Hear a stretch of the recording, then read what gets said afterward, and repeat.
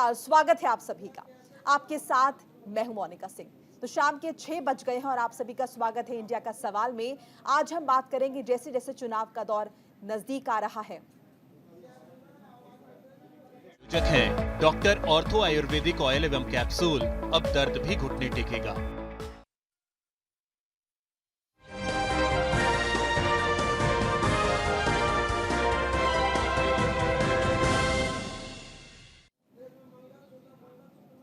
तो इस बार के लोकसभा चुनाव में पहले चरण के मतदान के लिए भले ही कोई ठोस मुद्दा ना रहा हो, लेकिन दूसरे चरण के लिए मुद्दों की झड़ी सी लग गई है। दूसरे चरण के मतदान में कुछ ही वक्त बाकी है। ये वही चरण है जहां से पिछले लोकसभा चुनाव में चरण दर चरण बीजेपी ने विपक्ष के खिलाफ लीड बनाकर रखी थी। लेकिन इस दूसरे चरण से पहले देश का सियासी तापमान काफी बढ़ गया है। अब 24 की लड़ाई मंगलसूत्र और संपत्ति सर्वे से लेकर मुसलमानों के आरक्षण तक आ गई है। भले ही कांग्रेस चुनाव आयोग से पीएम के बयान को लेकर शिकायत कर चुकी हो, लेकिन बयानबाजी अब भी जारी है।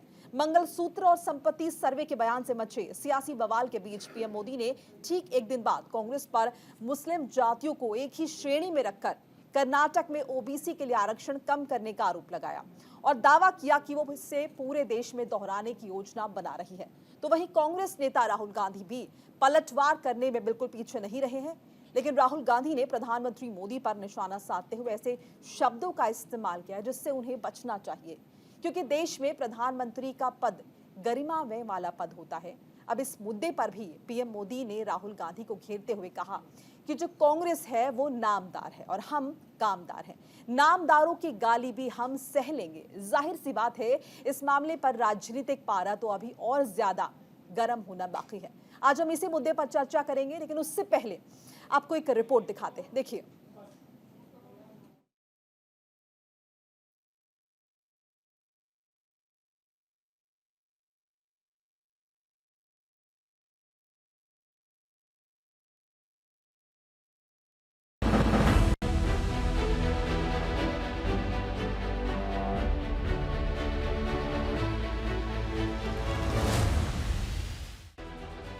लोकसभा चुनाव के दूसरे चरण के लिए शुक्रवार यानी कल वोटिंग है। लोकसभा चुनाव के पहले और दूसरे चरण के बीच एक नए मुद्दे की काफी चर्चा है। एनडीए और इंडी गठबंधन के बीच इस मुद्दे को लेकर घमासान मचा हुआ है। इसकी शुरुआत होती है पीएम मोदी की ओर से दिए इस बयान से कि कांग्रेस अगर सत्ता में आती है तो वो लोगों की संपत्ति लेकर मुसलमानों को बांट देगी। तो वहीं कांग्रेस की ओर से इसका विरोध किया जा रहा है। मामला चुनाव आयोग तक भी पहुंचा है। इसी के साथ दूसरे चरण के प्रचार के आखिरी दिन पीएम मोदी ने कांग्रेस पर मुस्लिम जातियों को एक ही श्रेणी में रखकर कर्नाटक में ओबीसी के लिए आरक्षण कम करने का आरोप लगाया और दावा किया कि वो इस पूरे देश में दोहराने की योजना बना रही है। इस पूरे मुद्दे पर कांग्रेस और बीजेपी आमने सामने है, लेकिन क्षेत्रीय दल खुलकर इस मुद्दे पर सामने नहीं आ रहे।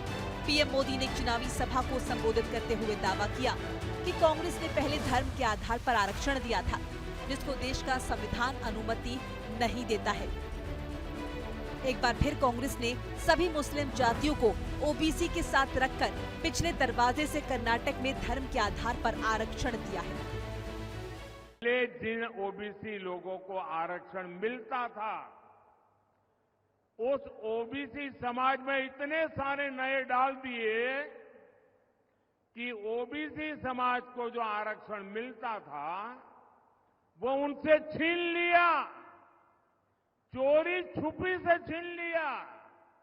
और जो मुसलमानों को नया ओबीसी बना दिया था, गैर कानूनी तरीके से बना दिया था, संविधान के विपरीत बना दिया था, बाबा साहब आंबेडकर की भावना के विरुद्ध बना दिया था, उस मुस्लिम समाज को ओबीसी को जो मिलता था वो लूट करके उनको दे दिया। वे नामदार है, हम तो कामदार हैं। और नामदार तो कामदार को सदियों से ऐसे ही गाली गलौज करते आए हुए हैं, ऐसे ही ठोकर मारते आए हुए। तो भाई मैं तो आप में से आता हूं, गरीबी से निकला हूं। अगर 5-50 गालियां पड़ जाएगी तो पड़ जाएगी, आप गुस्सा मत कीजिए। मैं सबको कहता हूं, आप लोग नाराजगी मत व्यक्त कीजिए। वो इतने निराश है कि अभी आगे आगे तो और बहुत कुछ बोलेंगे, आप अपना समय खराब मत कीजिए। तो ये मेरी सोशल मीडिया में जो लोग बहुत नाराजगी से कुछ न कुछ कहते रहते हैं, टीवी मीडिया वाले भी कहते हैं, मेरी करबद्ध प्रार्थना है भाई, इन नामदारों को कुछ मत। अब जैसे ही मैंने ये देश के एक्सरे की बात की, वो नरेंद्र मोदी कांपने लग गया। उसकी आदत है, जैसे उसको डर लगता है ना, वो झूठ बोलना शुरू कर देता है। जैसे ही उसको डर लगता है, वो कभी पाकिस्तान की बात करेगा, कभी चाइना की बात करेगा, तो एक के बाद एक झूठ बोल रहा है, मगर इस बार नहीं निकल पाएगा। प्रधानमंत्री नरेंद्र मोदी का चुनावी सभाओं में हिंदू मुसलमान की बातें करना कई लोगों को आपत्तिजनक लग सकता है, लेकिन कई लोगों के लिए कांग्रेस का मुसलमानों के पक्ष में किया जा रहा तुष्टीकरण भी ऐतराज के काबिल लग सकता है। जैसे कर्नाटक में सभी मुसलमानों को ओबीसी मानकर दिया गया आरक्षण। अब इसमें 3 तरह के सवाल उठते हैं। पहले तो मुस्लिम्स को आरक्षण दिया ही नहीं जा सकता। दूसरे, सभी मुसलमानों को बैकवर्ड मान लेना कौन से सामाजिक न्याय की श्रेणी में आता है। और तीसरा, जब पिछली सरकार ने आरक्षण खत्म कर दिया था और मामला सुप्रीम कोर्ट में है, तो फिर कर्नाटक में कैसे आरक्षण दिया गया। एक वक्त था जब आरएसएस प्रमुख मोहन भागवत के आरक्षण वाले बयान पर सियासी घमासान मचा था और लालू यादव ने बिहार में इस मुद्दे को लपका था। लेकिन इस बार ओबीसी आरक्षण वाले मुद्दे पर क्षेत्रीय दल की रणनीति अलग नजर आ रही है और उसके बीच पीएम मोदी ने नए आरोप लगाए हैं। पीएम मोदी ने कहा कि हमारा संविधान साफ कहता है कि धर्म के आधार पर किसी को आरक्षण नहीं दिया जाएगा। बाबा साहब अम्बेडकर स्वयं धर्म के आधार पर आरक्षण के विरोधी थे। बाबा साहब अम्बेडकर स्वयं धर्म के आधार पर आरक्षण के विरोधी थे, लेकिन कांग्रेस ने वर्षों पहले धर्म के आधार पर आरक्षण देने का खतरनाक संकल्प लिया और संकल्प को पूरा करने के लिए वो तरह तरह के हथकंडे अपना रही है। Bureau report, news India.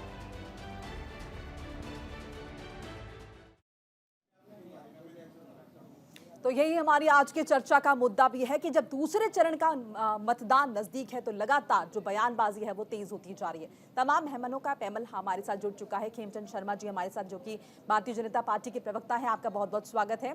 हमारे साथ वैभव कुमार त्रिपाठी जुड़े हैं, जो कि कांग्रेस का पक्ष रखेंगे, कांग्रेस के प्रवक्ता हैं, और साथ ही साथ राजनीतिक विश्लेषक के शर्मा भी हमारे साथ जुड़ चुके हैं। आप सभी मेहमानों का बहुत बहुत स्वागत है न्यूज़ इंडिया में।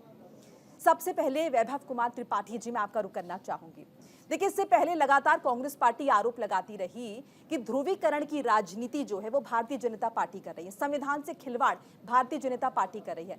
लेकिन अब चूंकि ओबीसी कोटे से मुसलमानों को आरक्षण दिया जा रहा है, तमाम मुसलमानों को एक ही ओबीसी कोटे में डाला जा रहा है कर्नाटक में, तो इसे आप क्या कहेंगे? देखिए, ऐसा है, प्रधानमंत्री को आ रहा है, मोदी जी को पहले चरण के बाद से भी यह एहसास हो गया है कि वो पिछड़ रहे हैं। इस वजह से प्रधानमंत्री मोदी जी अनर्गल प्रलाप कर रहे हैं और वो ओछी टिप्पणियों पे आ गए। एक तरफ वो हिंदू मुस्लिम करने के लिए लग जाते हैं, दूसरी तरफ बहनों के मंगलसूत्र की बात करने लगते हैं। प्रधानमंत्री जी को ये शोभा नहीं देता। मैं इस पर आ रही हूँ, पहले आप मुझे बताइए, एनसीबीसी के अध्यक्ष के जो आंकड़े जारी हुए हैं, इस पर आप क्या कहेंगे, जो आरक्षण का मुद्दा है? नहीं, देखिए, ऐसा है कि राज्य सरकार का कुछ विशेषाधिकार है, वो जनता को कुछ राहत देना चाहती है तो वो क्यों नहीं दे सकती है। मामला ये नहीं है, एक तरफ जहां रहीम के नाम पे रमेश और राम घनश्याम सबको डरा रहे हैं प्रधानमंत्री मोदी, तो सवाल बड़ा ये है कि आप चुनाव को हिंदू मुस्लिम के क्यों ले जाना चाहते हैं। जवाब साफ है, प्रधानमंत्री मोदी जी, जो इनका अपना आकलन है, भाजपा पिछड़ रही है, तो कभी मंगलसूत्र की बात करेंगे, कभी हिंदू मुसलमान की बात करेंगे, कभी कहेंगे कि आपकी संपत्ति छीन के मुसलमानों को दे देंगे। ये सब झूठे प्रलाप हैं। सवाल तो बड़े ये हैं कि जो आपने गरीबों के हक को 10 साल छीन के अडानी अंबानी जैसे 10-20 मित्रों को दिया है, उस पे जवाब दीजिए आप। खेमचंद शर्मा जी, आप सुन रहे हैं? जवाब दीजिए। जी नमस्कार, जय हिंद। देखिए बदतमीजी कौन कर रहा है, आप देख सकते हैं। मोदी झूठ बोलने लग जाता है, घबरा जाता है। अरे आदरणीय प्राइम मिनिस्टर मोदी जी के बारे में बात कर रहे हैं, आप किसी आम आदमी के बारे में भी इस तरीके से बातें नहीं कर सकते। ये अपने आप में दिखाता है कि रागा अपने आप को राजा समझते हैं, राजकुमार समझते हैं, स्पेशल पर्सन समझते हैं, स्पेशल फैमिली से समझते हैं। इसीलिए वो एक बुजुर्ग प्रधानमंत्री पे जो रिस्पेक्टेड हैं, जिनको करोड़ों लोग प्यार करते हैं, पूरी दुनिया में लोग सम्मानित करते हैं, उनको घबरा जाता है। तू तड़ाक भाषा डॉक्टर मनमोहन सिंह जी के लिए जो भाषा शैली आदरणीय प्राइम मिनिस्टर खुद मोदी जी प्रधानमंत्री मुसलमानों के खिलाफ बात मोदी नहीं कर रहे। आदरणीय प्राइम मिनिस्टर मोदी जी, राहुल गांधी और कांग्रेस की जो धूर्ततापूर्ण तरीके से बनाए गए जो सो कॉल न्याय पत्र है, न्याय आपने जो घोषणा पत्र बनाया है उसके खिलाफ बात कर रहे हैं। उसमें आप साजिश कर रहे हैं, आप देश को बांटने की साजिश कर रहे हैं, आप हिंदुओं के साथ दुहात करने की साजिश कर रहे हैं। आप जो हिंदुओं का हक है उसको छीन के अपने प्यारे इंट्रूडर्स को देना चाहते हैं, घुसपैठियों को देना चाहते हैं, रोहिंग्या को देना चाहते हैं, बांग्लादेशी इंट्रूडर्स को देना चाहते हैं। आप किसी के सगे नहीं है। 65 साल तक मुसलमानों को टेलीविजन चैनल पे यही चाहते थे ये। मुसलमानों के लिए किया कुछ नहीं। आदरणीय प्राइम मिनिस्टर मोदी जी ने 4 करोड़ घर बनाए तो मुसलमानों को भी घर दिए। आदरणीय प्राइम मिनिस्टर मोदी जी ने फ्री में राशन दिया तो मुसलमानों को देखिए भी वैभव जी, दिया। राष्ट्रीय पिछड़ा आयोग की तरफ से ऐसा कहा गया है, ये उनकी तरफ से कहा गया प्राइम है। मिनिस्टर मोदी जी ने वैक्सीन लगाई तो मुसलमानों को भी लगाई। आदरणीय प्राइम मिनिस्टर खेमचंद मोदी जी जी एक पीएम मिनट, किसान के माध्यम से वैभव जी मदद कुछ कहना करते चाह हैं रहे हैं, एक तो मिनट रुक मुसलमानों को तो हम जाइए, एक एम्पावर मिनट कर रुक रहे जाइए हैं, आप खेमचंद जी, लूटते हैं। बोलिए। देखिए प्रधानमंत्री मोदी जी देश के किसानों गरीबों का हक लूट के 23.5 लाख करोड़ 10 अमीरों के माफ कर देते हैं, तब इनको चिंता नहीं होती। अरे आप पहले इस बात का तो जवाब दीजिए, जो एनसीपीसी की तरफ से कहा गया ये तो बताइए पहले। तो मुद्दे से भटक रहे, मैं चैलेंज करता हूँ, आपने नहीं, 65 साल में क्या पहले किया? आप इस बात का और जवाब आप दीजिए, सबकी और बहुत बात सारे करने से मुद्दे और क्यों भी हैं। डरते हैं? क्यों अपीजमेंट पॉलिटिक्स कहते फिर हैं? के शर्मा जी के पास जाएंगे। खेमचंद जी बोलने देखिए, दीजिए देखिए, उन्हें, क्यों समाज को तोड़ने की कोशिश इनको करते चुप हैं? खेमचंद जी कराइए, मैं बोलने जवाब दीजिए इनको। वैभव जी बोलिए।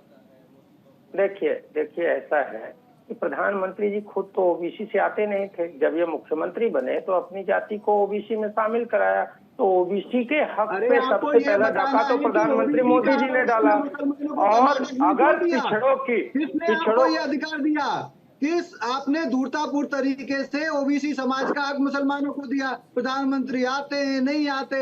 चलिए केके जी का मैं रुक करना चाहूंगी, एक मिनट। आप केके मुद्दे जी, पे आए।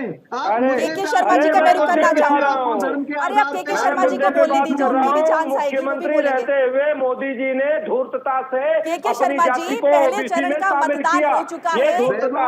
एक सेकंड वैभव जी, एक सेकंड। खेमचंद जी एक मिनट, मोदी जी चुने एक हुए मिनट। मुख्यमंत्री थे और उन्होंने कानून संगत काम किया। और सिद्धारमैया जी क्या ऐसे बैठ गए अरे हैं? केके जी को भी बोलने दीजिए ना। नहीं डाल सकते हिंदू समाज में से कोई ऐसा जाति है। खेमचंद जी एक मिनट रुक जाइए, एक मिनट रुक जाइए। उसको SC ST या ओबीसी में डाला जाता है। और आपने जिस तरीके से आदरणीय सिद्धारमैया जी भी चुने हुए मुख्यमंत्री हैं, पहले शर्म कीजिए। वही है जो राहुल गांधी की है। आपकी मैं निंदा करता हूँ, भर्त्सना करता हूँ। अगर आपकी इनको भाषा इतना का ही समय उपयोग नहीं देना है। करूंगा। मैं रागा को गाली नहीं दूंगा, भारतीय जनता पार्टी ने ये नहीं सिखाया है। आप तू थोड़ा करना है कर लो। आदरणीय प्राइम मिनिस्टर मोदी जी को जितना गाली दोगे क्या उतना मजाक ही कर रहे हैं आप? उतनी ज्यादा किसने सीट तू जीतेंगे। तड़ाक किया? और किसने 400 गाली का दी? नहीं, वो नारा, बाइट तो हमने भी सुनाई है, वो बयान तो अभी हमने सुना है। देखिए, राहुल ऐसा- गांधी जी ऐसा जिस सुन शब्दावली लीजिए। बात कर रहे थे, जो उनका लहजा अरे था। सुन लीजिए ऐसा है कि ये कह रहे हैं कि प्रधानमंत्री मोदी तब उस टाइम चुने हुए मुख्यमंत्री थे।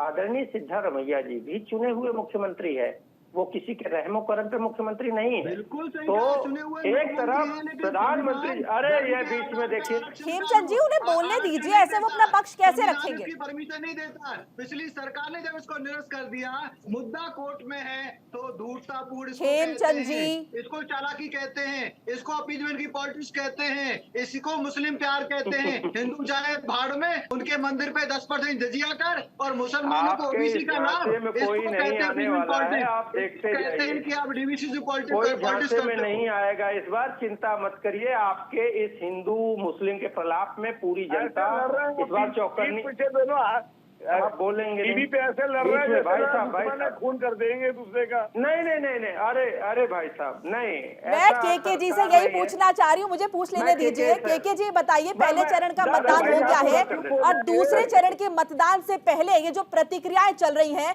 ये जो राजनीति का स्तर नजर आ रहा है, ये कहाँ जा रहा है? ये देखिए मोनिका जी, दिल्ली से चली थी विकास यात्रा मोदी जी की, और इधर से राहुल गांधी चली थी न्याय यात्रा।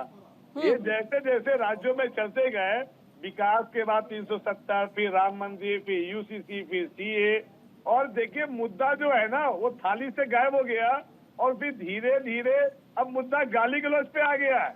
मतलब देश की राजनीति कितनी गंदी हो गई है, ये जनता जब सुन रही होगी। और जो देश का जो नाम रोशन हुआ है जो मोदी जी के द्वारा, वो विदेशों में तो भाई ऐसी हरकतें, ऐसी राजनीति से विदेश में जो हमारे डंका है उसकी कितनी बुरी हाल है, ये चिंता खेमचंद जी को नहीं समझ में आ रही है कि भैया अपनी बेइज्जती क्यों करवा रहे हो।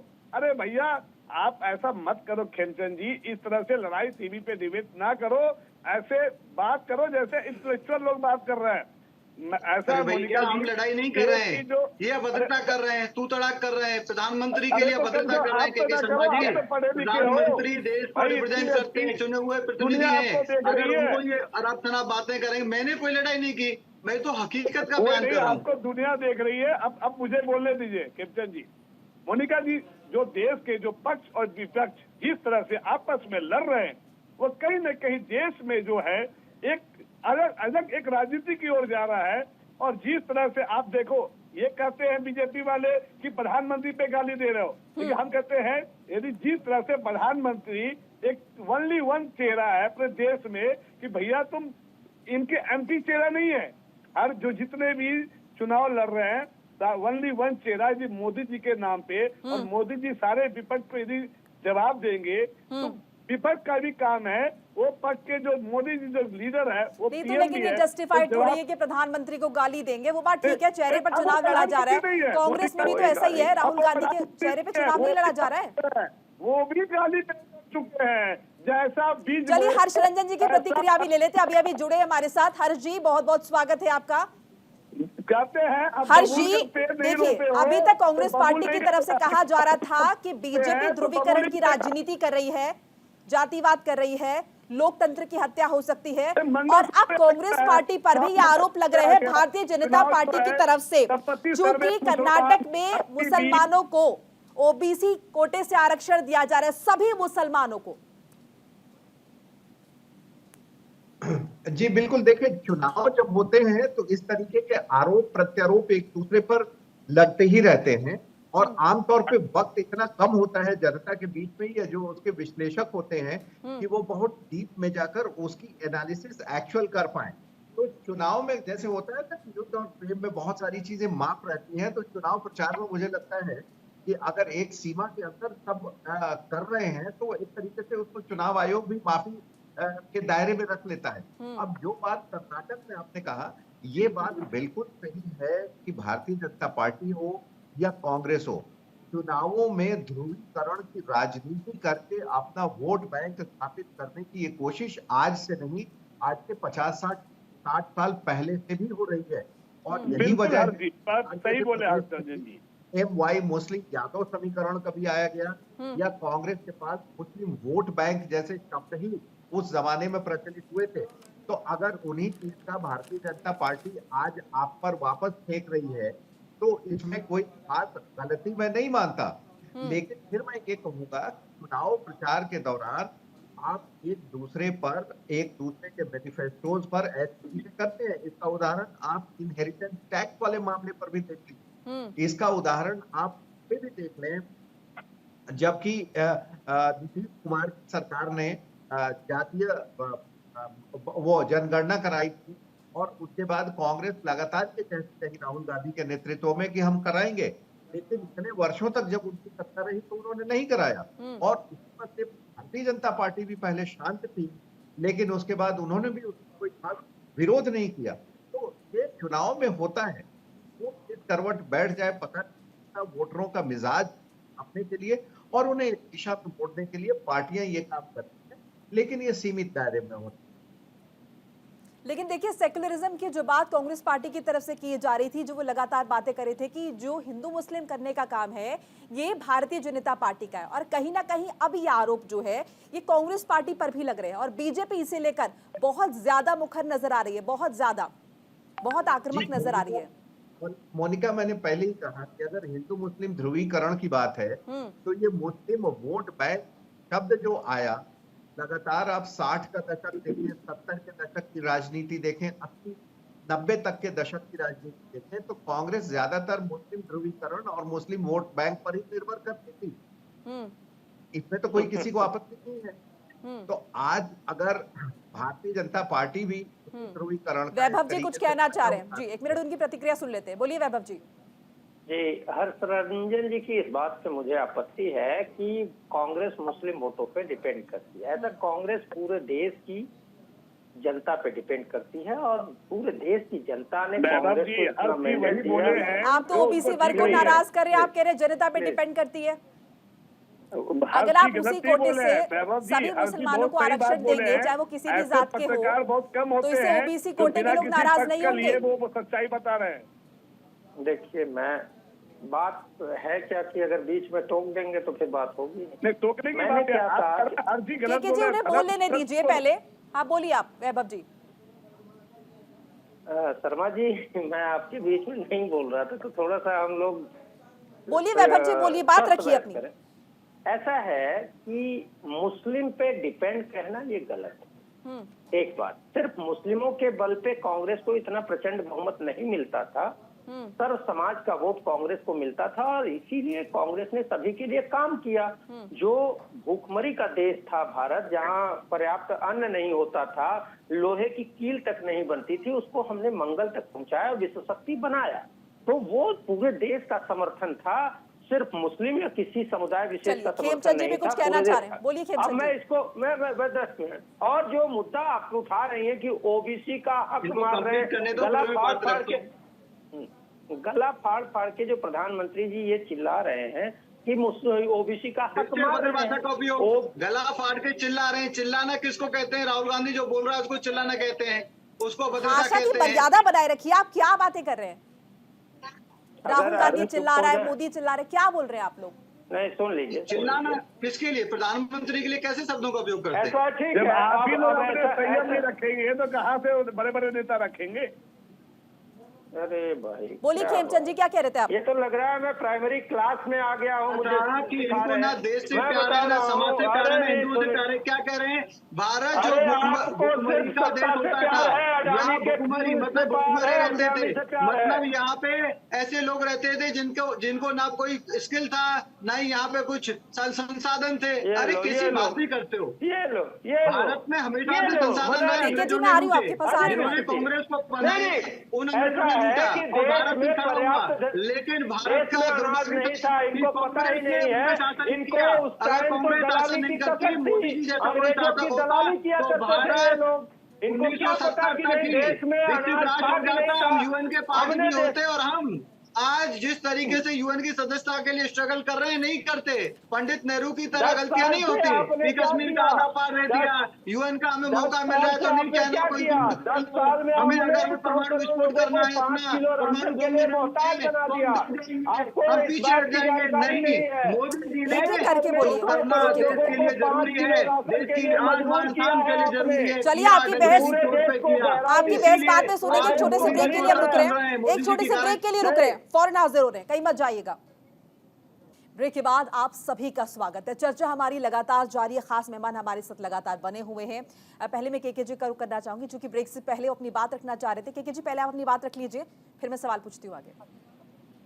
मैं मोनिका जी, मैं ये बोलना चाहता था कि जिस तरह से मछली बाजार और जिस तरह से सोनपुर है ना मेले की तरह जिस तरह आपस में जो लड़ रहे हैं, उसका जो कारण ये है कि जिस तरह से हमारे हर्षरंजन जी बहुत अच्छी बात उन्होंने बताया हमारी जनता को, कि जिस तरह से मंगल सूत्र, संपत्ति सर्वे, मुसलमान की जो बातें जो आज चर्चा में है, जो रोजगार और महंगाई जो है असल मुद्दा गायब हो गया है, हिंदू मुसलमान 80-20 और ये राम मंदिर, वो मुझे पता था कि वो जैसे से चुनाव नजदीक आएगा, अभी तो सेकंड फेज हुआ है। इंटरेस्टिंग ये है ना कि इस बार ये कांग्रेस की तरफ से सामने आ रहा है।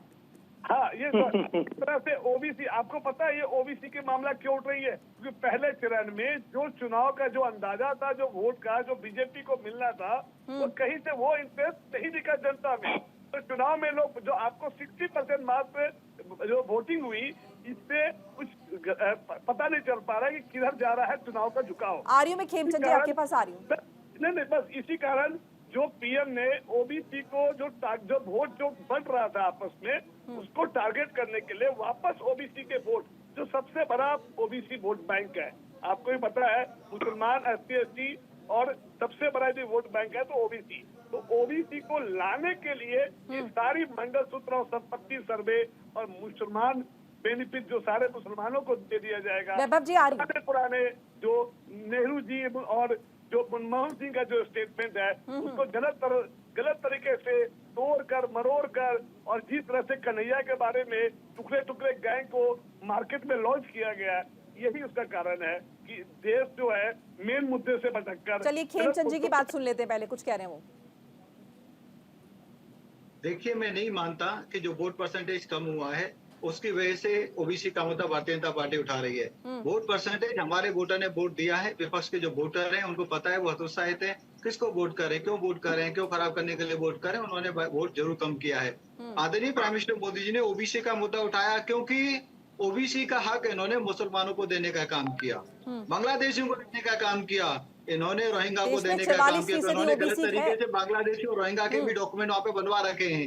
ये नहीं चलेगा, हमारा संविधान इसकी इजाजत नहीं देता। ये बाबा साहब भीमराव अम्बेडकर का फिर से अपमान कर रहे हैं। इन्होंने अपनी सत्ता के समय भी अपमान किया, कभी उनको मान सम्मान नहीं दिया और लगातार उनका अपमान करते रहे, और अब उनके संविधान का अपमान कर रहे हैं, उनके संविधान को इग्नोर करना चाहते हैं। यहाँ पे ओबीसी को पूरा जो हक मिलना चाहिए था वो मुसलमान को दे रहे हैं। यहाँ सरिया लगाना चाहते हैं, कहते हैं कि यहाँ पे जो पर्सनल लॉ है उसका फ्रीडम रहेगा। अरे पर्सनल लॉ का फ्रीडम रहेगा तो हमारे संविधान का क्या होगा? अगर पर्सनल लॉ से देश चलने लगा, पर्सनल लॉ से यहाँ पे कानून चलने लगा, यहाँ पे काम होने लगा, तो फिर हमारे संविधान का क्या होगा? फिर देश एक कैसे रहेगा? देश क्यों नहीं बटेगा? वैभव जी बताइए, संविधान पर पहले आप सवाल उठा रहे थे, आप कह रहे थे कि भारतीय जनता पार्टी सत्ता में आएगी तो संविधान खत्म हो जाएगा। अब आप जवाब दीजिए, क्या ये संविधान से खिलवाड़ नहीं है? क्योंकि संविधान में इस बात का जिक्र है कि धर्म के आधार पर आरक्षण थोड़ी मिलता है। सर देखिए, ऐसा है, ओबीसी का जो आरक्षण है उसमें मुस्लिम भी ओबीसी में आता है, पिछड़ा है, उसको ओबीसी का आरक्षण का लाभ मिलेगा। और मैं आपको बता रहा हूँ जिस मुद्दे को प्रधानमंत्री में तो जाति नहीं होती, आप ये कहते हो क्रिश्चियन में जाति नहीं होती, किस आधार पे ओबीसी में आते हैं मुसलमान? किस आधार पे आते हैं? खेमचंद जी ने बात रखने दीजिए, तो जाति अभी नहीं काउंटर करिएगा, रुक जाइए, काउंटर करने का वक्त आएगा, रुक जाइए। ये सफेद मोनिका जी झूठ बोल रहे हैं, ओबीसी में मुसलमान कैसे आ सकता है? कोई आधार नहीं है। चलिए बात रखने दीजिए, बताइए वैभव जी। देखिए, ऐसा है, प्रधानमंत्री मोदी जी जब मुख्यमंत्री थे तो अपनी जाति को ओबीसी में लेके आए, तो ओबीसी का हक लूटने का सबसे पहला काम जो किया वो मोदी जी ने खुद किया है।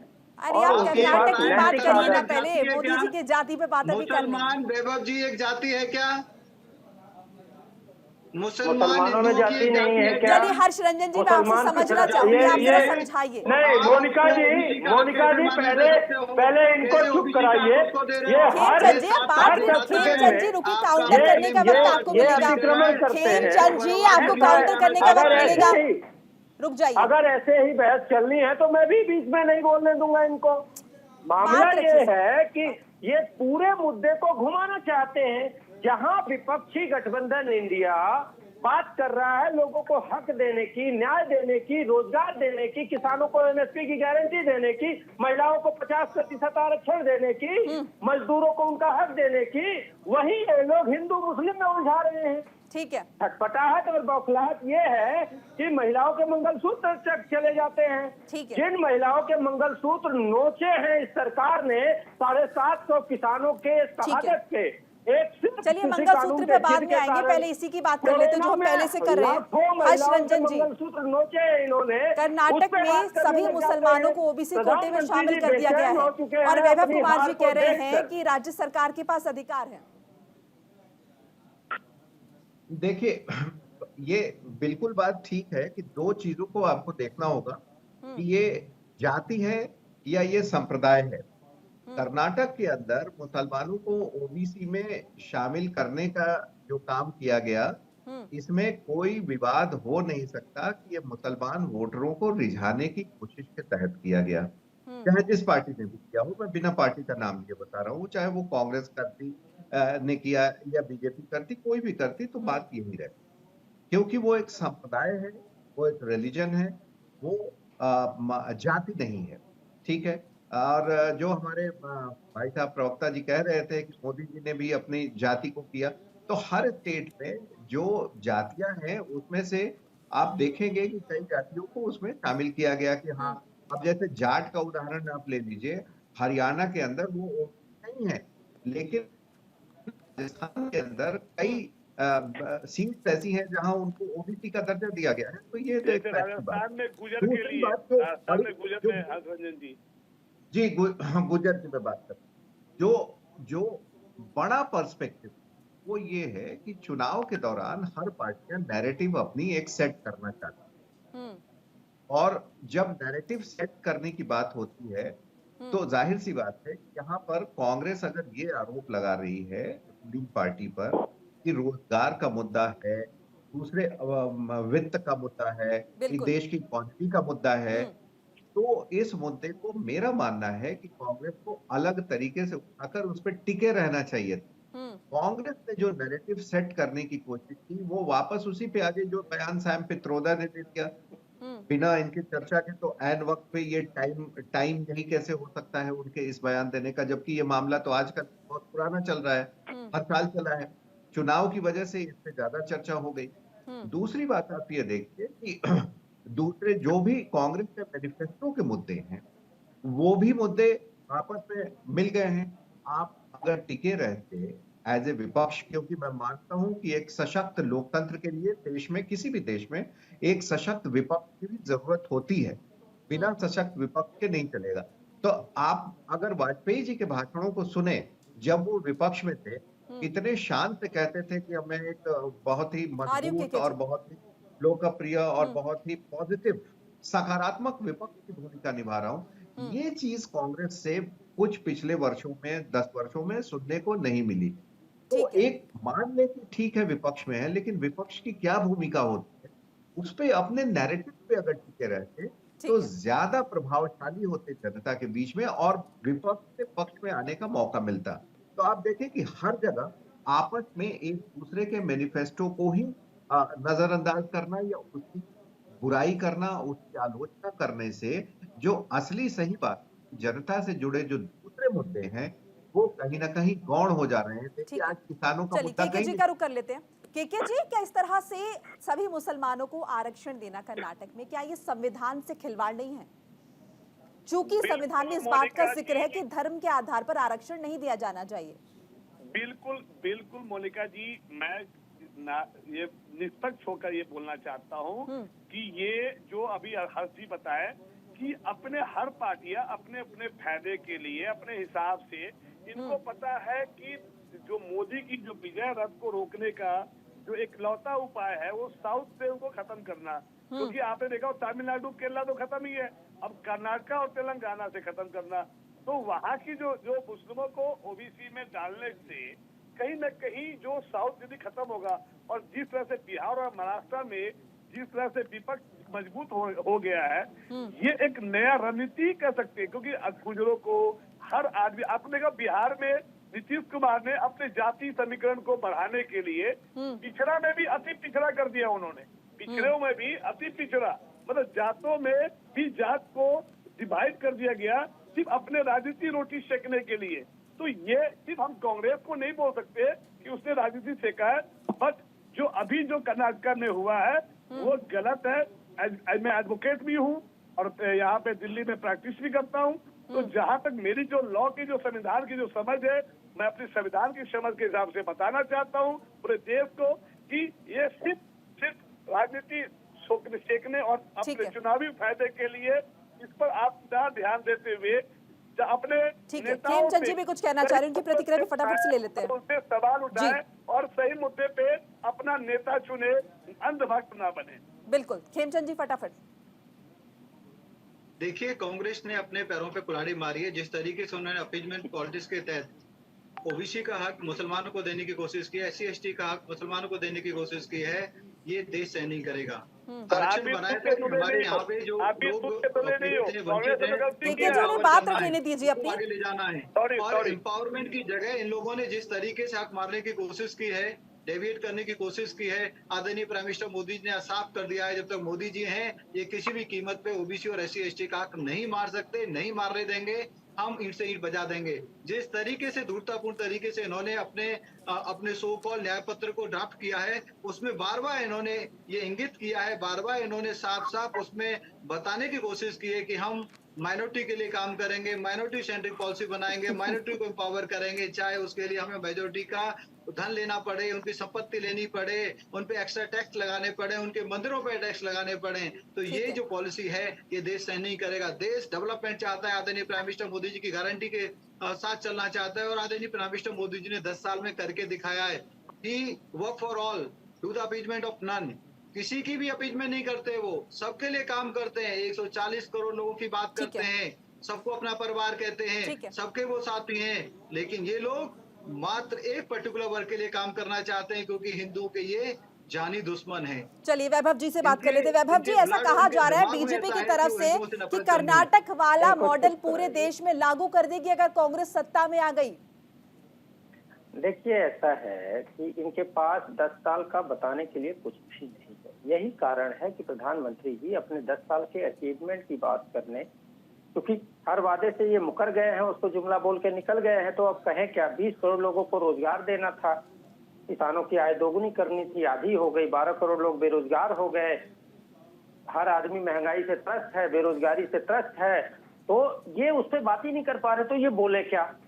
तो इनको हिंदू मुस्लिम सूट करता है, इसलिए हिंदू मुस्लिम की तरफ ये बातें कर। हिंदू मुस्लिम तो अब आप भी कर रहे हैं। अरे नहीं कर रहे हैं, आप जबरदस्ती का उसको आरोप लगाएंगे तो वो हम नहीं मानते। और मैं आपको एक बात बता देता हूं कि इन्होंने कहा कि सभी के लिए काम करना। भाई साहब, ऐसा है कि 2014 तक 25 करोड़ लोगों को सस्ता राशन मिलता था फूड सिक्योरिटी बिल के तहत, लेकिन इस सरकार ने आके मोदी जी ने कहा कि हम 5 किलो राशन आपको देते हैं और 5 किलो राशन अगले 5 साल और देंगे। मतलब देश की हालत ऐसी इन्होंने कर दी। अरे भाई साहब, प्लीज, ऐसा है कि 5 किलो राशन के लिए 100 करोड़ लोगों को मोहताज बना दिया, और मोदी जी अगर 5 साल और रहेंगे तो शायद पूरा देश कटोरा लेके सड़क पे आ जाएगा। 25 करोड़ लोगों सवाल बड़ा ये है कि अगर 100 ने पंडित नेहरू ने गरीबी ये देखिए, अब ये देख लीजिए, मैं इनके बीच में बोल रहा था, अगर ये मर्यादा होती इनके अंदर तो ये सुनते। मैंने बीच में बोला क्या, मैंने बोलने नहीं दीजिए, आप काउंटर कर लीजिएगा। नहीं, मैंने 20 सेकंड इनको दे देते हैं, 20 सेकंड। हम लोगों ने मैंने इनको बीच में टोका नहीं, वो नहीं मानेंगे क्योंकि उनकी पोल खुल रही है। मामला ये है कि देश के डेवलपमेंट की कुछ नहीं है, झूठ बोल रहे हैं आप। इन्हीं को बोल लेने दीजिए, तब मुझे बाद में समय दीजिएगा। ये आप जानते हैं, सत्ता की जिम्मेदारी जवाबदेही की होती है, लेकिन सत्ता जवाबदेही की जगह विपक्ष से हमलावर होकर अपने जवाब से भागना चाहता है। सवाल ये था कि किसानों की आय आधी हो गई, 70 का पेट्रोल 100 पहुंच गया, कैसे? जबकि $122 का कच्चा तेल 2014 में था और देश में 70 रुपए पेट्रोल था, और आज $60 पिछले 2016 से कच्चा तेल है, $60 में ये 100। अच्छा, ये बताइए, इलेक्शन कमीशन की तरफ से राहुल गांधी को, प्रधानमंत्री मोदी को भी नोटिस गया है, ये बयानबाजी का दौर और कहां जाएगा आगे?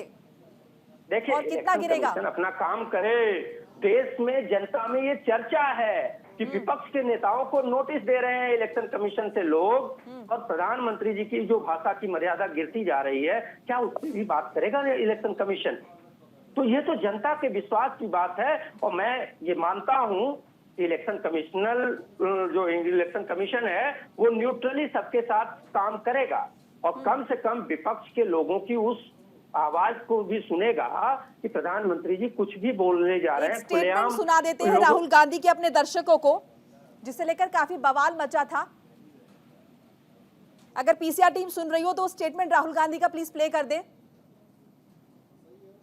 अब जैसे ही मैंने ये देश के एक्सरे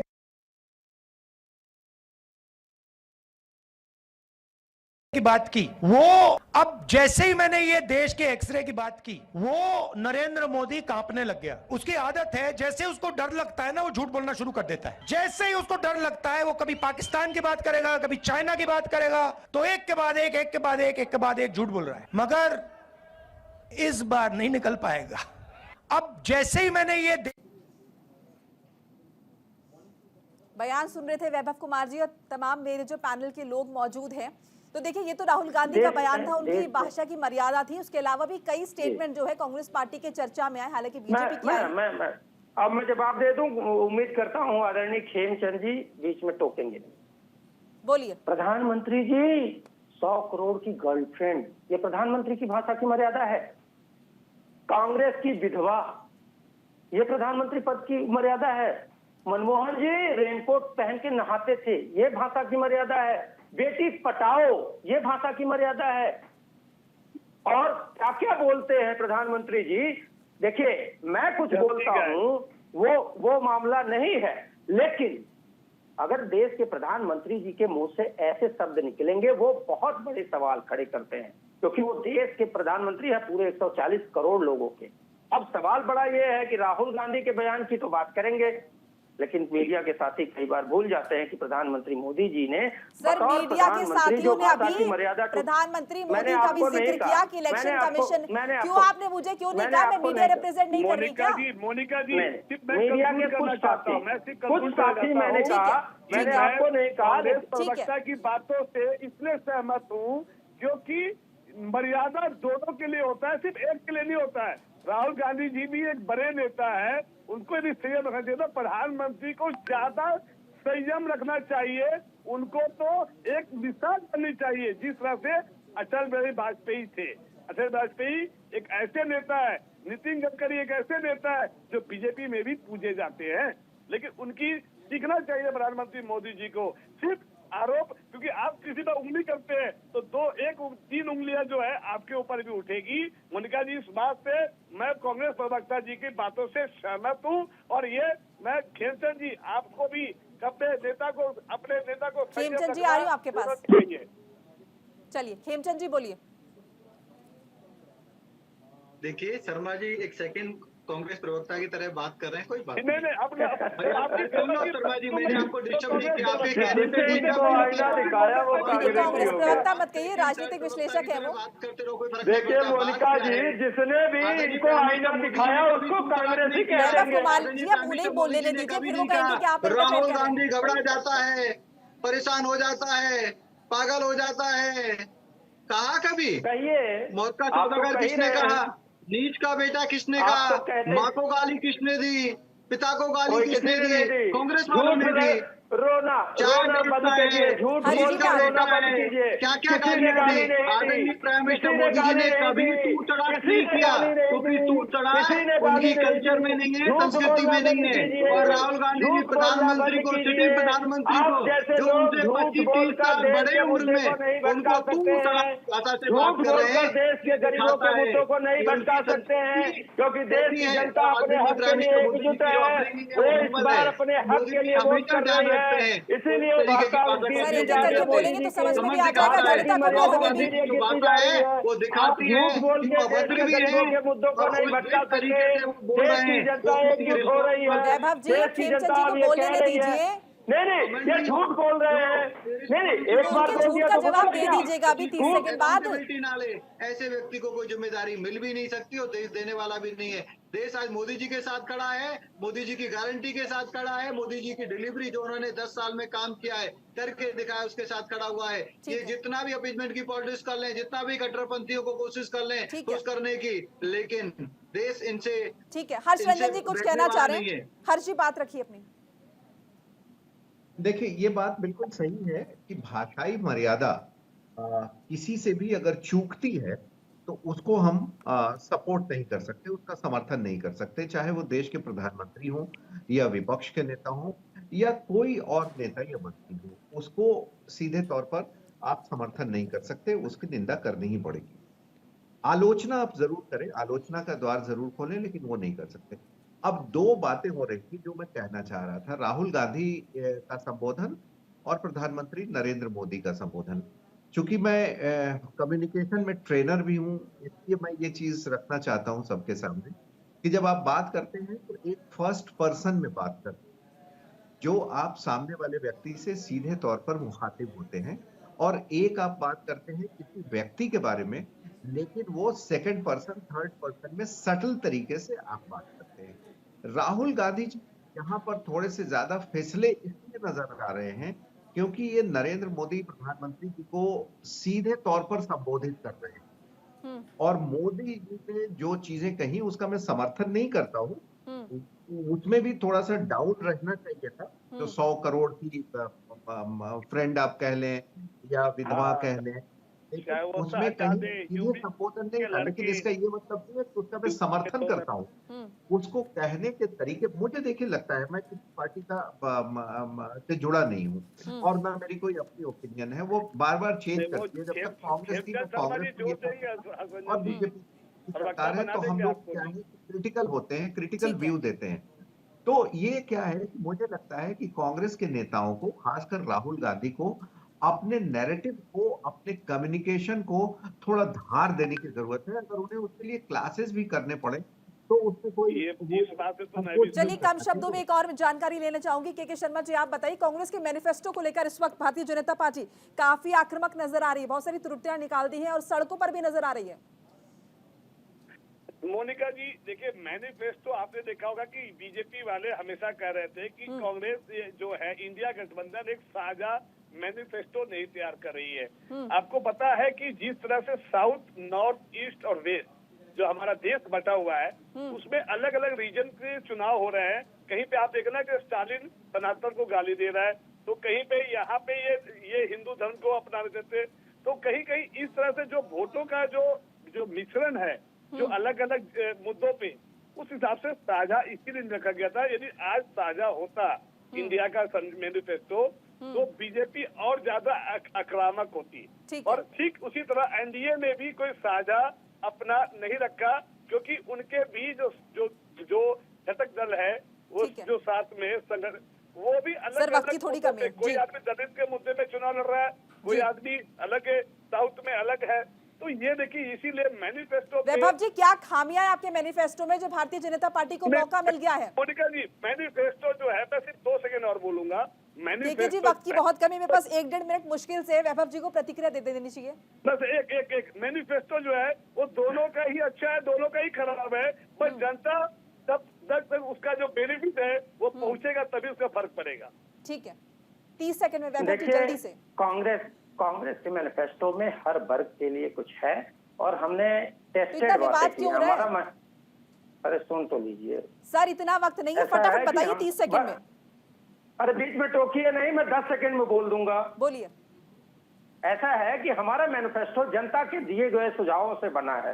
हमारे नेता राहुल गांधी 10,000 किलोमीटर पद यात्रा करके आए, न्याय यात्रा, भारत जोड़ो न्याय यात्रा, और उसके बाद ये जनता के सुझावों से बना और जनता के हक के लिए है। और हमने, चाहे वो किसान के एमएसपी की बात है, छत्तीसगढ़ में दिया था, चिरंजीवी योजना राजस्थान में दिया था, नौकरी बिहार में दिया था, महिलाओं को आरक्षण के लिए हम हर जगह जो कहते हैं वो करते हैं। मोदी जी जो कहते हैं वो बिल्कुल नहीं करते हैं। इसी वजह से हमारा मैनिफेस्टो सबसे अच्छा है और हमारे मैनिफेस्टो का ये सामना नहीं कर पा रहे हैं। इस वजह से ये वो अनर्गल प्रलाप कर रहे हैं उसके बारे में। कांग्रेस का मैनिफेस्टो सिर्फ और सिर्फ डीवीसी से डिवाइड करने वाली, अपीजमेंट पॉलिटिक्स करने वाली विचारधारा के अनुसार बना है, और कुछ नहीं उसमें झूठ का पुलिंदा है और कुछ बचा कुचा है। वो कम्युनिज्म का भीड़ चढ़ गया, टुकड़े टुकड़े गैंग के भीड़ चढ़ गया, टुकड़े टुकड़े वालों को इन्होंने अब टिकट दे दी, उनको चुनाव लड़ा रहे हैं। तो ये सिर्फ और सिर्फ देश को बदनाम करना, तोड़ना, समाज को लड़ाना, भाई से भाई को लड़ाना के खिलाफ जो आरोप लगा रहे हैं कन्हैया कुमार के पार्टी का संकल्प पत्र 10 साल का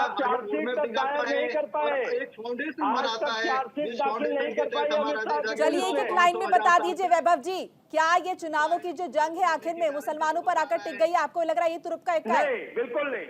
मुझे ये लगता है कि ये पूरा चुनाव मोदी जी भले हिंदू मुसलमान करना चाहते हैं, लेकिन जनता एकजुट है अपने हक की लड़ाई के लिए। किसान अपने एमएसपी के कानून के लिए लड़ रहा है।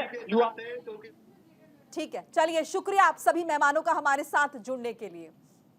तो कांग्रेस भले ही कहे कि हम ऐसा नहीं करे हैं, लेकिन कुल मिलाकर अगर देखा जाए तो दूसरे चरण के चुनाव से पहले ये जो राजनीति का स्तर है, जो बयानबाजी का स्तर है, वो काफी गिर गया है। और वहीं हिंदू मुस्लिम की बात जो कि हमेशा चुनावों में होती है, इस बार फिर देखी जा रही है। इसी के साथ इस बुलेटिन में फिलहाल इतना ही। लगातार खबरों के लिए आप देखते रहिए न्यूज़ इंडिया। नमस्कार।